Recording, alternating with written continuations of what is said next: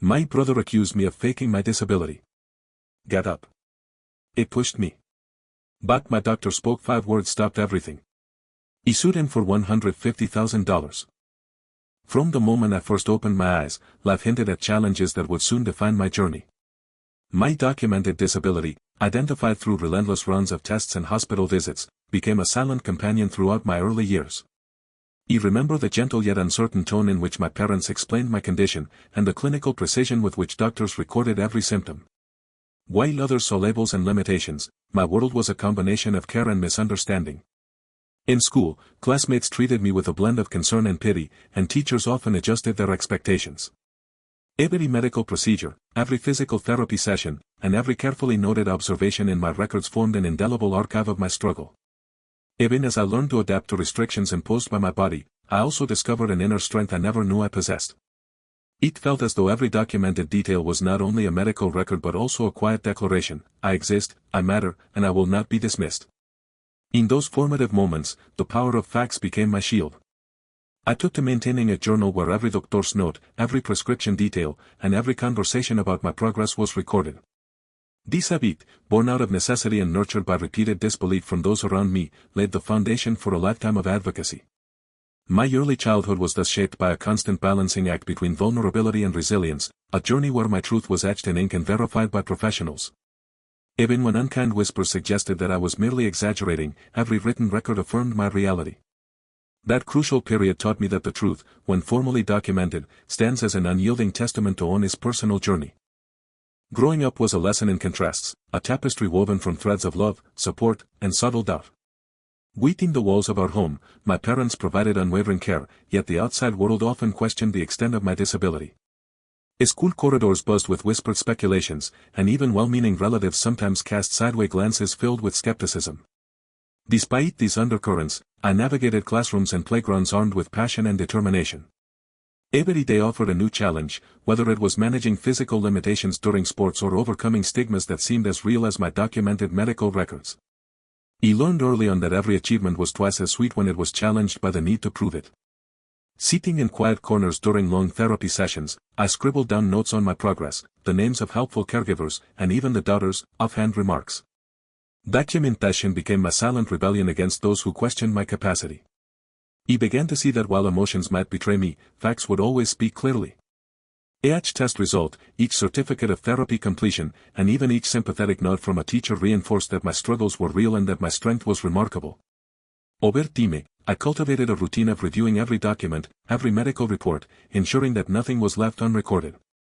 This daily ritual not only provided comfort but also an unyielding conviction that my recorded truth was immune to fleeting opinions. In classrooms, in the corridors of our home, and later in public spaces, I carried with me the certainty that while personal bias might cloud honest judgment, objective evidence remained a beacon. The duality between warm familial love and the harsh questioning of outsiders prepared me for a future where I would have to transform every whispered doubt into an indisputable record of my existence. Family life was a delicate mosaic of unconditional support and underlying strife, where each smile sometimes concealed a skeptical thought.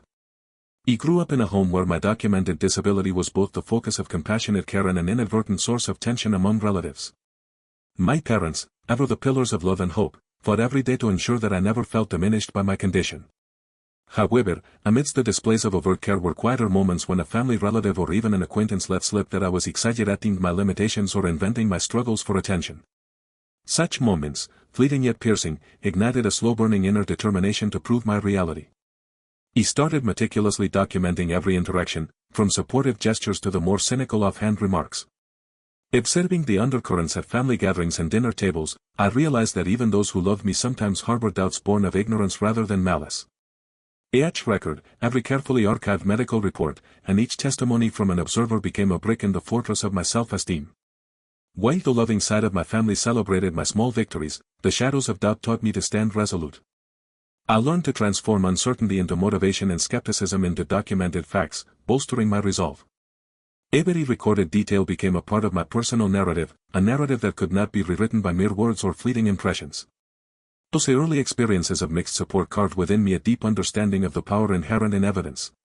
And as the days passed, each piece of documentation acted like an anchor, grounding me amid the ebb of familial uncertainty. It was in this climate of duality, of profound support intermingled with quiet insinuations, that I laid the groundwork for facing future challenges head-on. A turning point arrived unexpectedly, when casual conversation at a family luncheon took an ominous tone and transformed into an outright accusation. In the midst of lively chatter, a sibling, fueled by envy and deep-seated insecurities, uttered those fateful words questioning the legitimacy of my documented condition. "Are you sure you aren't faking it?" The remark cut through the air, echoing in the silence that immediately followed. The accusation was not just verbal, it undermined every hospital record, every piece of evidence painstakingly accumulated over years. Shock, hurt, and a rising resolve surged within me as I recognized that this was a personal attack on the truth of my existence. The betrayal stung sharply as I recalled every moment when I had trusted family to see the reality of my struggle. In response to the piercing inquiry, I began to compile every related document and note that might eventually serve as proof that my condition was not a fabrication but a lived reality.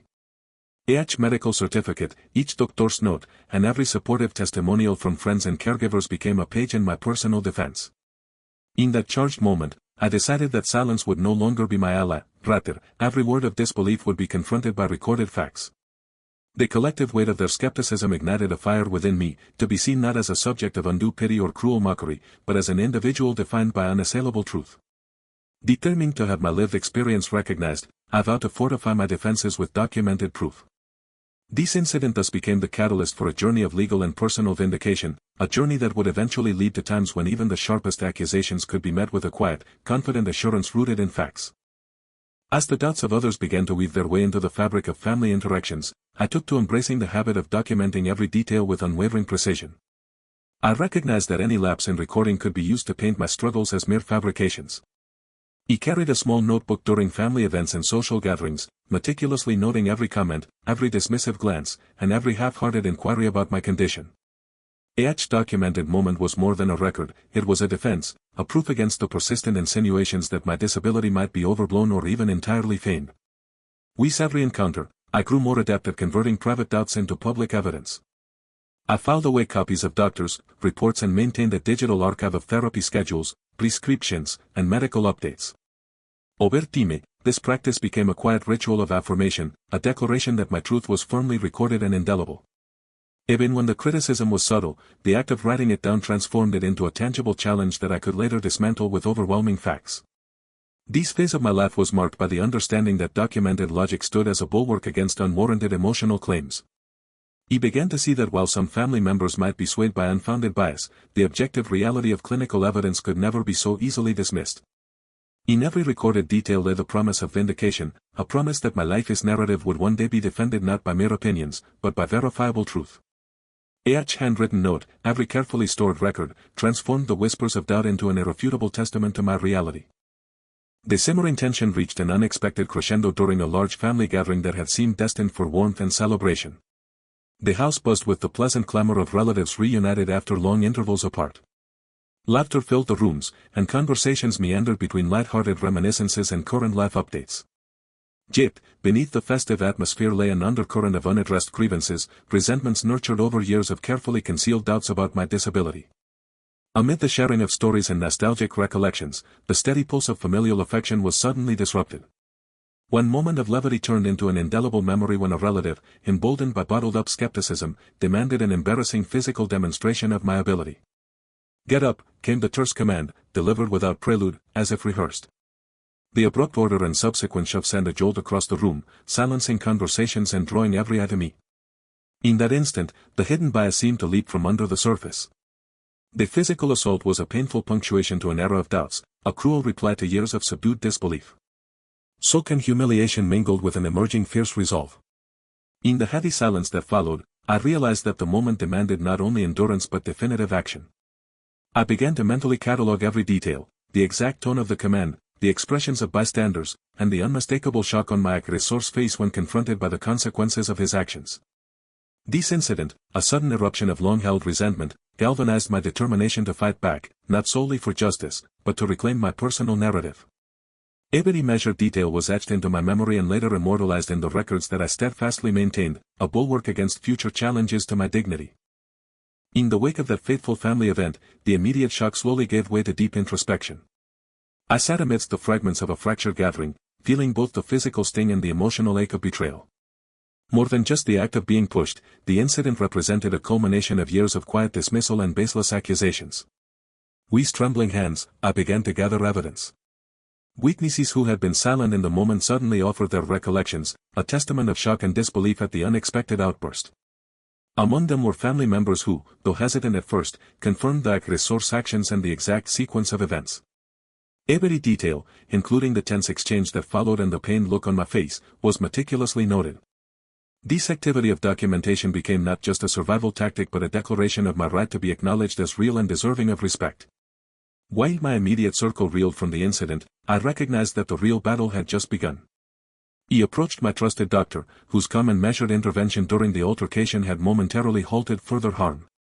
His concise directive, words that echoed in the sudden quiet, became a turning point, compelling me to take decisive steps that day.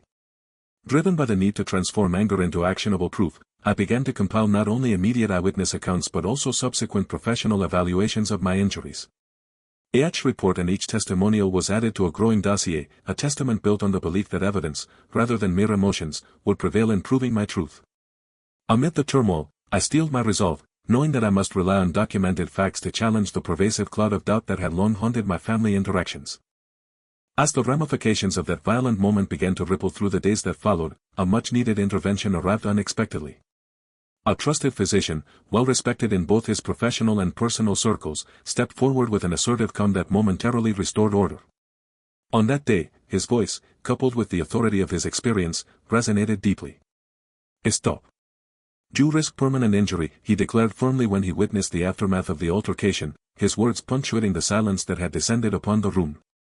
These 5 words, succinct yet filled with undeniable conviction, echoed in the minds of everyone present. They served not only as an immediate call to cessation but also as an embodiment of rationality in the face of unbridled emotion. For me, the doctor's intervention was both a physical reprieve and an emotional affirmation that the documented evidence of my condition, my medical records, professional diagnoses, and years of managed care, held the power to counter any unfounded accusation. His statement, delivered in a tone that brooked no argument, forced even my aggressor to pause, if only for a heartbeat. That brief moment of enforced stillness allowed onlookers to glean the gravity of the situation, a turning point where personal grievances clashed with clinical truth. In the days that followed, I found solace in the clarity his words provided, and I meticulously recorded every facet of the intervention. The recording of his statement became a centerpiece in my growing archive of proof. Not only did it capture the urgency of the moment, but it reinforced the lesson I had long learned, that objective truth, when paired with timely professional intervention, can silence the loudest of skeptics. It was in that critical juncture that I truly understood the importance of having documented logic standing beside personal testimony in any fight for dignity. In the immediate aftermath of the confrontation, I found myself navigating a turbulent mix of physical recovery and emotional reckoning. The warmth of close family ties had suddenly turned bitter as each passing hour reminded me of the public humiliation and painful betrayal. The bruises on my body slowly faded, but the sting of that day, etched in my memory, remained potent. Amid the chaos, a solitary resolve took shape, to safeguard my integrity through every possible means. I spent long nights sorting through medical reports, delving into details of each therapy session, and consolidating every note from that distressing day. Photographs and witness statements, initially captured by concerned relatives, gradually formed the nucleus of a comprehensive account of what had transpired. With each added piece of documented evidence, I felt a growing confidence that my truth, fortified by objective records, could stand against any attempt to reframe the narrative in my detractors' favor. The act of chronicling every incident, every remark, and every detail of my condition transcended mere record-keeping, it evolved into a testament of resilience. I realized that what I had to protect was not just my reputation but the undeniable proof of my struggle, proof that had been generated through years of painful yet honest practice.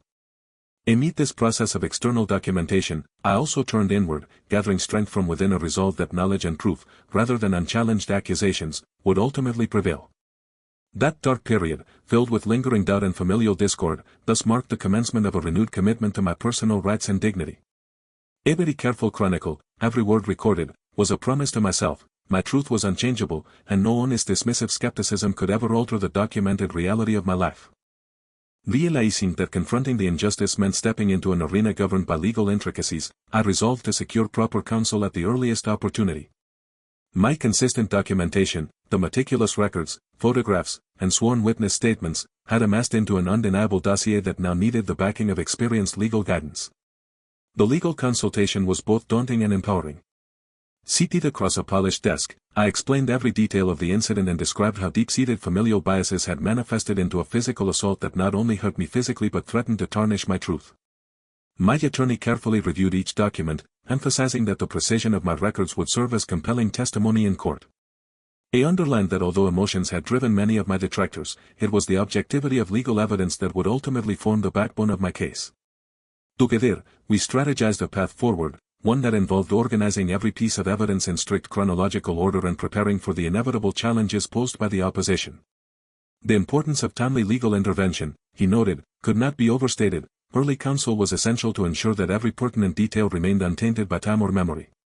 I left the consultation with a newfound sense of purpose and clarity. The prospect of a courtroom battle no longer filled me with dread but rather ignited a determination to see justice prevail. It was in that moment I fully appreciated that documented facts paired with legal expertise were not just tools for vindication, they were weapons against a system predisposed to doubt the validity of personal experience. Each signed document and every carefully gathered testimony became a beacon of unwavering truth that promised to guide me towards a fair resolution.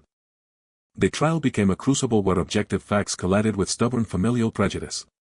With my attorney by my side and an ever-growing archive of documented proofs in tow, I stepped into the intimidating environment of the courtroom determined to reclaim my narrative. Testimonies from empathetic witnesses, including those whose initial silence had been broken by shock, breathed life into the pages of my carefully preserved records. Photographs of bruises, copies of medical records, and personal journal entries were meticulously laid out before the judge, a compelling tapestry of evidence that left no room for doubt. Every cross-examination was mitigated by the undeniable clarity of the objective documentation I had accumulated over the years. The legal process, though taxing, became an affirmation of the power of facts over unchecked emotions. As each witness recounted the events of that fateful day, with details echoing every meticulous note I had compiled, the courtroom atmosphere shifted. The once dismissed notion of my vulnerability was being replaced by a resonance of hard-fought authenticity. In these moments, I found that the relentless pursuit of truth, when anchored in objectivity, gained strength beyond measure. The rigor of legal evidence intersected with personal courage, reinforcing my belief that detailed documentation was the most potent tool to fight bias. Each piece of evidence not only charted the progression of my struggle but also illuminated the path towards justice. It was in that charged environment that I truly realized how every documented detail, a quiet record kept in the darkness, could shine bright as a beacon in the harsh light of accountability. The ripple effects of my decision to take legal action soon reverberated through the very fabric of my family, unearthing long-buried tensions and altering the dynamics of relationships that had once seemed unshakable. What began as a deeply personal struggle gradually took on a much broader dimension, exposing fissures in long-standing bonds and challenging the loyalties that had once defined us. As news of the impending lawsuit spread through whispered conversations at family gatherings, those who had once offered reluctant support now found themselves in a delicate quandary, caught between favoring my truth and attempting to shield the family's reputation from scandal.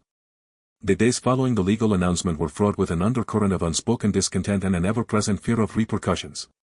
He observed subtle shifts in behavior, averted gazes, defensive postures, and hushed exchanges that hinted at alliances and divisions forming in real time. Amid the chaos of conflicting loyalties, I continued to focus on my documentation and legal strategy, aware that every detail recorded was a safeguard against those who wished to discredit my account.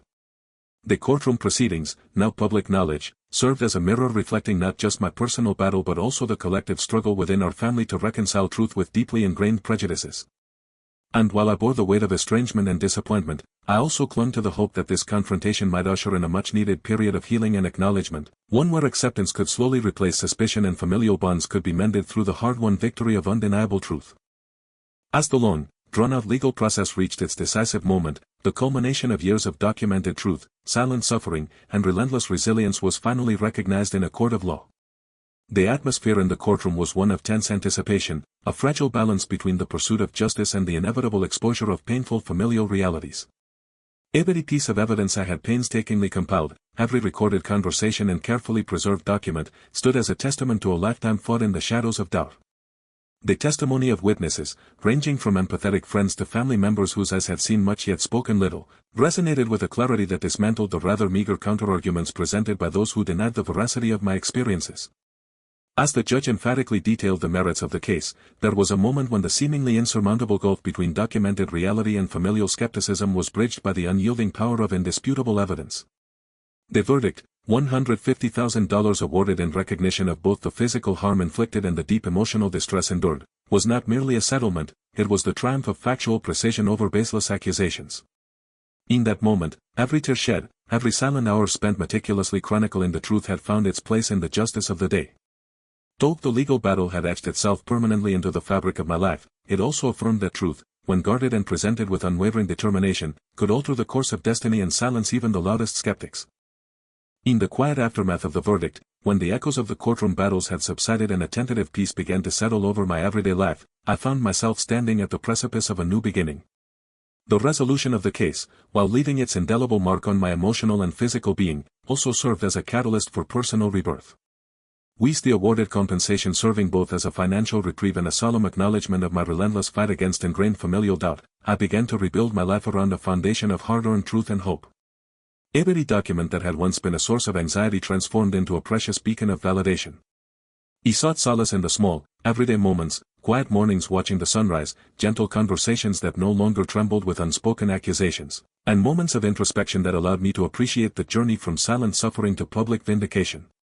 These scars, though still present, were now symbols of my resilience and the immense strength it took to challenge and overcome deep-seated biases. As I stepped forward into a future unburdened by the weight of relentless skepticism, I carried with me the lessons of perseverance, the power of documented truth, and the understanding that rebuilt bridges, no matter how fragile, could eventually lead to a place of genuine acceptance. I embraced this new chapter with cautious optimism, knowing that while the past would always remain a part of me, it no longer defined me. It was the beginning of not just healing, but also a renewed commitment to living a life that honored every part of my journey. Each step forward in my renewed existence was marked by a quiet yet profound transformation, a gradual, deliberate shedding of the old self that had been inextricably linked to pain and doubt. The lengthy legal victory and its aftermath had not only recalibrated the dynamics within my family but had also awakened a deeper understanding of who I was and what I truly deserved. I learned to greet each new day with a tempered blend of caution and hope, aware that every interaction carried the potential to remind me of past wounds or, conversely, to affirm my liberated spirit. Slowly, I re-established connections with those who had shown their support through unwavering compassion and let go of relationships where skepticism and bitterness still held sway. In this period of introspection, I discovered that sustaining my inner strength required more than just external validation, it demanded a commitment to self-compassion and the endurance of personal growth. I turned to creative pursuits, writing, painting, and even community activism, as a means of channeling my experiences into something constructive. Every artistic expression became a small act of rebellion against a past defined by mistrust, a declaration that my story was mine to control. With each brushstroke, each written word, I reclaimed my narrative and fortified the conviction that documented truth and logical reasoning could prevail over unfounded emotional bias. Though the journey ahead remained uncertain, I welcomed it with renewed determination, knowing that every step I took was a testament to the power of resilience and the indomitable spirit that had carried me through the darkest of times. Sometimes, the real victory is not letting yourself lose, even if the other person wins with a lie. If you've ever felt something like this, please let me know in the comments. I read every comment. If this story touched your heart, please give it a like. Don't forget to share it with someone close to you, they might need to hear it too. And if you want to hear more such real stories, subscribe to the channel. See you in the next story.